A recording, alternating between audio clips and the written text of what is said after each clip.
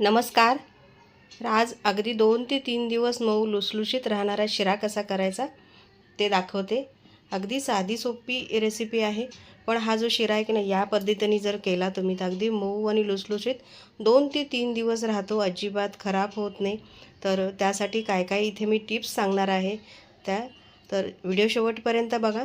अगदी घरच्या साहित्यामध्ये जास्त वेळ न लागता खूप छान असा नैवेद्यासाठी तुम्ही करू शकता किंवा अगदी घरी खाण्यासाठी सुद्धा छान असा मऊ लुसलुशीत शिरा तयार होतो. तर सगळ्यात आधी काय करायचं, काय काय साहित्य घेतले ते दाखवते. इथे मी रवा घेतला 1 वाटी.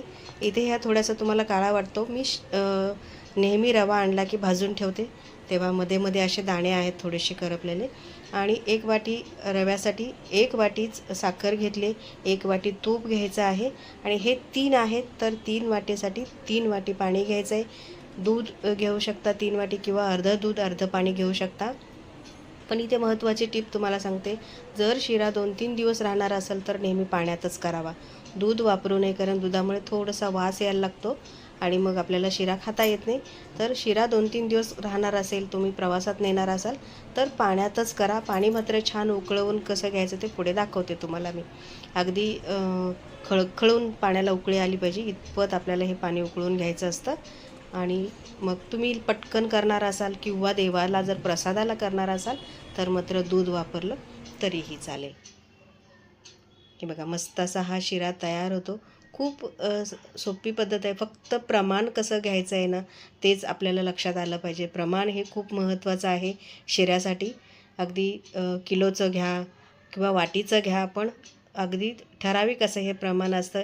1:3 म्हणजे 1 वाटी रवा असेल तर 1 वाटी साखर, 1 वाटीच तूप घाला आणि पाणी किंवा दूध मात्र हे 3 घ्या. म्हणजे 1:3 असं घेतलं की तुमचा शिरा जो आहे तो अजिबात बिघडणार नाही. अगदी डोळे बंद करून तुम्ही जर हा शिरा केला तरीसुद्धा हा मस्त होतो हा शिरा. तर चला आपण रेसिपी सुरू करूया. सगळ्यात आधी रवा जो आहे तो कोरडा भाजून घ्यायचा आहे.